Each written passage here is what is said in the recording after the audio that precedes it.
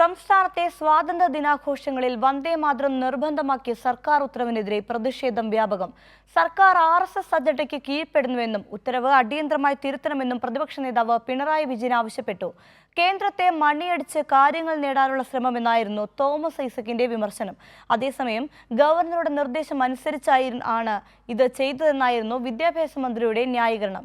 എന്നാൽ വിഷയത്തിൽ മറുപടിയില്ലാതെ കുഴങ്ങുകയാണ് സംസ്ഥാന മന്ത്രിമാരും UDF-ഉം. AICC പോലും അംഗീകരിച്ചിട്ടില്ലാത്ത വന്ദേമാതരം സംസ്ഥാനത്ത് നിർബന്ധമാക്കാൻ ഒരുങ്ങുകയാണ് കോൺഗ്രസ് നയിക്കുന്ന UDF സർക്കാർ.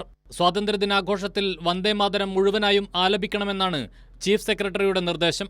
പിന്നാലെ സമൂഹത്തിന്റെ വിവിധ കോണുകളിൽ നിന്ന് വിമർശനം രൂക്ഷമാവുകയാണ്. UDF സർക്കാർ RSS അജണ്ടയ്ക്ക് കീഴ്പ്പെടുന്നുവെന്നായിരുന്നു പ്രതിപക്ഷ നേതാവ് പിണറായി വിജയന്റെ വിമർശനം. ഉത്തരവ് അടിയന്തരമായി തിരുത്തണമെന്നും പിണറായി വിജയൻ ആവശ്യപ്പെട്ടു. നമ്മളൊരു മതനിരപേക്ഷ രാഷ്ട്രമാണ് തീരുമാനിച്ചു കഴിഞ്ഞ സാഹചര്യത്തിൽ ആ മതനിരപേക്ഷതയ്ക്ക് ചേരാത്ത ഒരു ഗാനം അതേ രീതിയിൽ ചൊല്ലരുത് എന്ന് നമ്മുടെ കോൺസ്റ്റിറ്റ്യൂഷൻ അസംബ്ലി തന്നെ തീരുമാനിച്ചതാണ്.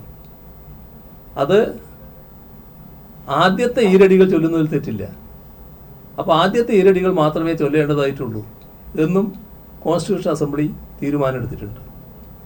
ഇവിടെയാണ് രാജേന്ദ്ര പ്രസാദാണെന്ന് പ്രഖ്യാപിക്കുന്നത്.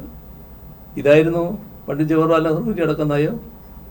ആ നയമാണ് കോൺഗ്രസിൻ്റെ നയമായിട്ടുണ്ടായിരുന്നത്. വ്യത്യാസം വന്നത് ഈ ഗവൺമെൻറ് അധികാരത്തിൽ വരുമ്പോൾ ആദ്യത്തെ ദിവസം മന്ത്രിസഭാ സത്യപ്രതിജ്ഞയുടെ ഘട്ടത്തിൽ ഈ വന്ദേമാതരം മുഴുവനായിട്ടങ്ങ് ചൊല്ലി. വന്ദേമാതരം മുഴുവനായിട്ട് ചൊല്ലുക എന്നുള്ളത് RSSൻ്റെ നയമാണ്, RSSൻ്റെ അജണ്ടയാണ്. അതിന് പൂർണ്ണമായിട്ട് കീഴ്പ്പെടുന്ന അവസ്ഥ ഇവിടുത്തെ ഗവൺമെൻറ് കാണിച്ചു. വ്യാപക വിമർശനം അതിനെതിരെ ഉയർന്നു. ആ വിമർശനം നിലനിൽക്കുകയാണ് ഇപ്പോൾ വീണ്ടും വന്ദേമാതരത്തിന്റെ പ്രശ്നം വന്നിട്ടുള്ളത്. കേന്ദ്ര സർക്കാരിന്റെ സഹായം ലഭിക്കാൻ BJP നയങ്ങൾക്ക് വഴങ്ങിക്കൊടുക്കുകയാണ് UDF എന്നായിരുന്നു തോമസ് ഐസക്കിന്റെ വിമർശനം. ഇക്കാര്യത്തിൽ ഒരു പ്രതിഷേധം പോലും രേഖപ്പെടുത്താൻ സർക്കാർ തയ്യാറാകുന്നില്ലെന്നും തോമസ് ഐസക് കുറ്റപ്പെടുത്തി. ഫെഡറൽ സിസ്റ്റത്തിനുള്ളിൽ കേന്ദ്ര സർക്കാർ ഉത്തരവ് വന്നു കഴിഞ്ഞാൽ സംസ്ഥാന സർക്കാർ ചിലപ്പോൾ അതിനത് ചെയ്യേണ്ടി വരും. പക്ഷെ പ്രതിഷേധം എന്ന് പറഞ്ഞാൽ ഈ ഫെഡറൽ സംവിധാനത്തിനുള്ളിൽ BJP ആണ് കേന്ദ്രം ഭരിക്കുന്നത്. BJP അല്ലല്ലോ കോൺഗ്രസ്, അല്ലെന്നല്ലേ പറഞ്ഞുകൊണ്ടിരിക്കുന്നത്. ഇപ്പൊ നമ്മുടെ നിലപാടുകൾക്ക് വിരുദ്ധമായ ഒരു കാര്യം ചെയ്യണമെന്ന് പറഞ്ഞാൽ ചെയ്യേണ്ടി വന്നാൽ പ്രതിഷേധത്തോടെ ചെയ്യാം. ഒരു പ്രതിഷേധവും പോലും ഇല്ലാതെ ആലപിച്ചോളെന്ന് പറഞ്ഞ് ഉത്തരവിറക്കണം. കേന്ദ്രം ഭരിക്കുന്ന ഹിന്ദുത്വ ശക്തികളെയും RSSനെയും തൃപ്തിപ്പെടുത്താൻ തുടക്കം മുതൽ UDF സർക്കാർ ഔത്സുക്യം കാണിക്കുന്നുവെന്ന് ഇന്ത്യൻ നാഷണൽ ലീഗ് വിമർശിച്ചു.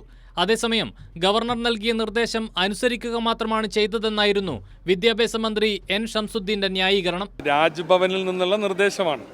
രാജ്ഭവനിൽ നിന്നൊരു നിർദ്ദേശം കൊടുക്കാൻ പറയുമ്പോൾ പിന്നെ ചീഫ് സെക്രട്ടറി കൊടുക്കേണ്ടി വരില്ലേ? അതാണ് അതിൽ സംഭവിച്ചത്. അല്ലാതെ അത് സംസ്ഥാന സർക്കാർ ഉണ്ടാക്കിയതോ പുതിയ സംഗതിയോ അല്ല. മുഖ്യമന്ത്രിയുടെ ഓഫീസ് പുറത്തിറക്കിയ ഉത്തരവിനെക്കുറിച്ച് പ്രതികരിക്കാൻ പലരും തയ്യാറായില്ല. തനിക്കൊന്നും അറിയില്ലെന്നായിരുന്നു ആഭ്യന്തരമന്ത്രി രമേശ് ചെന്നിത്തലയുടെ മറുപടി. കഴിഞ്ഞ തവണ വന്ദേമാതരം നമ്മൾ ആലപിച്ചത് മുഴുവൻ ആലപിച്ചില്ലായിരുന്നല്ലോ. പുതിയ സിറ്റുവേഷൻ എന്താ എനിക്കറിയില്ല.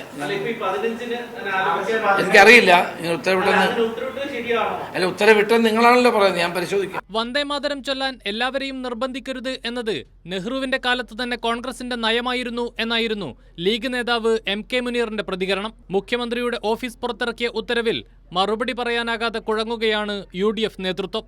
കൈരളി ന്യൂസ്, തിരുവനന്തപുരം.